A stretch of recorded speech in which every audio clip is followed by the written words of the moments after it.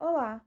Se você está vendo esse vídeo no ano de 2020, há uma grande chance de que você esteja ou esteve se sentindo cansado, ou até mesmo com medo de tanto ouvir falar do coronavírus e do caos que esse pequeno ser, composto apenas de material genético, envolto em uma camada lipoproteica que parece uma coroazinha, causou desde o início do ano e vem causando até agora.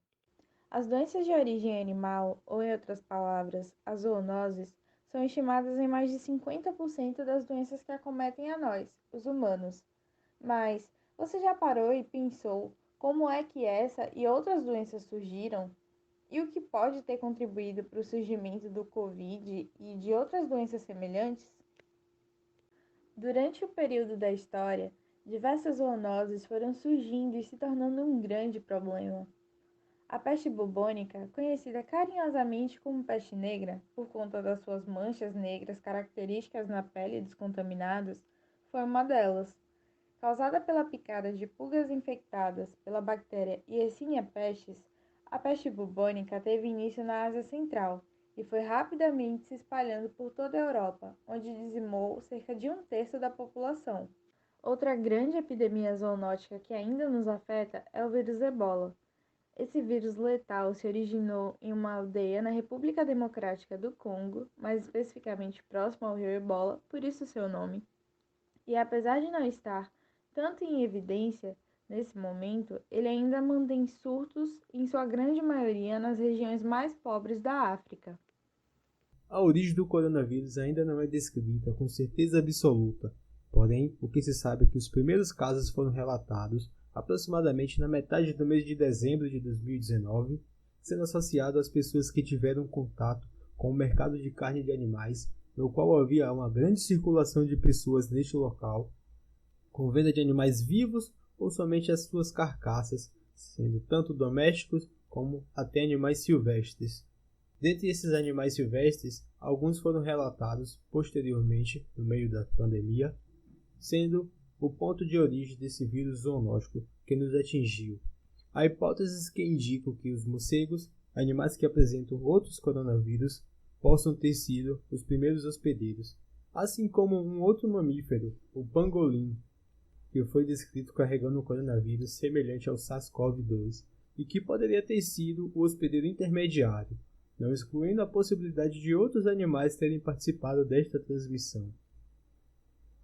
O surgimento ou ressurgimento de zoonoses vem decorrente de uma série de ações, sendo algumas delas como o consumo de caça, o desmatamento, a alta globalização e mutações dos patógenos. O ato de consumir caça de animais como primatas não humanos e mamíferos selvagens nos expõe a possíveis doenças que esses animais possam carregar, uma vez que tais espécies possam ser reservatórios de alguns patógenos. A destruição de hábitats causada pela busca de extrair recursos ou utilizar a terra para a pastagem leva ao risco de contato elevado com animais selvagens, tanto com humanos como com os domésticos. Este contato pode possibilitar a transferência mútua de patógeno em alguns casos.